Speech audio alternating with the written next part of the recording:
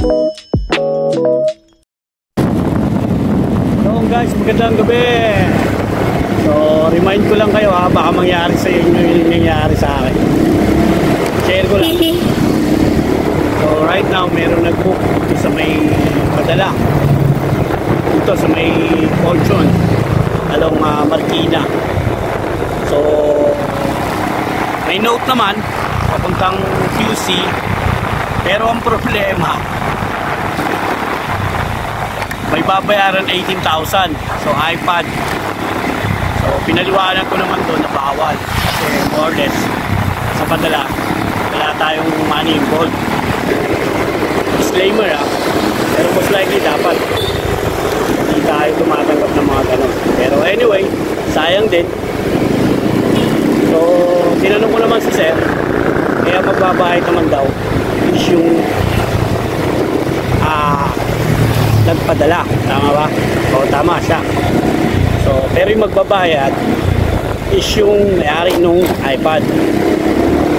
So tinawagan natin yung nag-book. So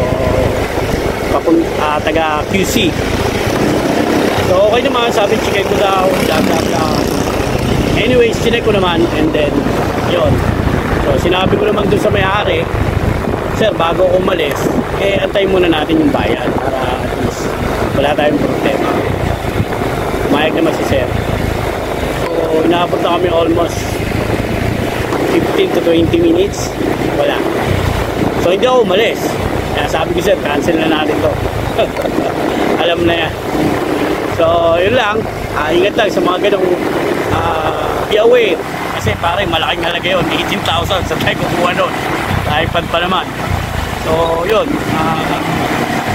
Pero ako, talagang hindi ko naman talaga kakancelin ko talaga. Pero yun nga, nakiusap naman. Both side.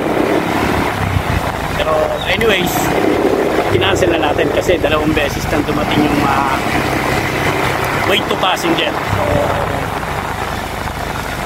boss, 18,000, napakahirap kitain yun. 1,000 nga, ang hirap. Yung 18,000 pa sa nakukuha no. So by the way guys, mabiyahe pa tayo at ingat sa lahat, ingat sa NCAP. I love you guys.